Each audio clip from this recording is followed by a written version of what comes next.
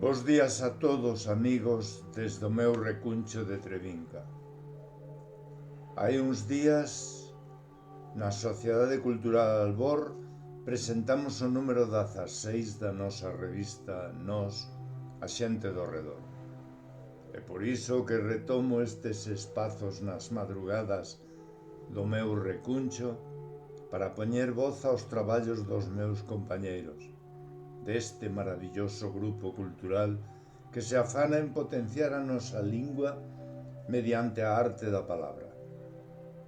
Hoxe comenzarei polo poema Tarde de Sinfonías da nosa compañeira poeta María Rosa González Méndez e tamén polo compañeiro Xosé Fernández, que nos regala un interesante traballo no que nos fala da importancia do silencio, titulado A arquitectura dos silencios, do que vos lerei uns párrafos cos que vos convidarei a que coa nosa revista nas vosas mans disfrutedes destes dous mestres da palabra. De María Rosa González Méndez, Tarde de Sinfonías. Tarde de sinfonías emerxidas da gorxa do amor, gravadas no disco da túa memoria, escritas coas corcheas dos teus sentimentos no pentagrama que forman os corpos dos amantes.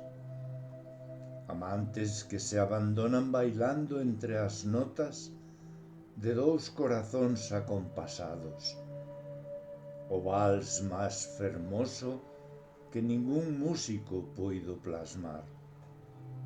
Tarde de sinfonías. Grazas, María González.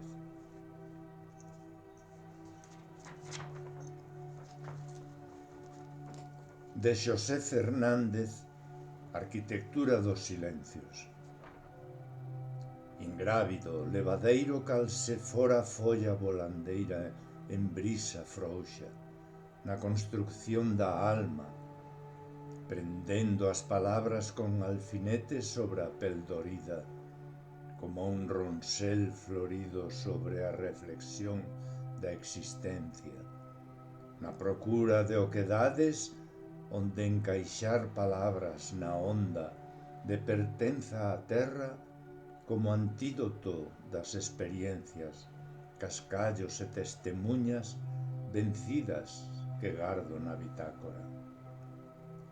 Prendendo as verbas como monodía arrítmica no aconchego forzado do equilibrio, tentando traspasar os valados de cristal, transgredindo o destempero do azul tebra da memoria fría, para recomenzar a renacer da memoria esquecida, demorando a insatisfacción cuadriculada de perviver sen forma de orixe, desfeito ao carón de nada e de todo, porque o ideal procurado roza se case o baleiro da inexistencia. Amigos, seguide ca lectura deste precioso relato que nos fai Xosé Fernández Narón. Gracias, Xosé.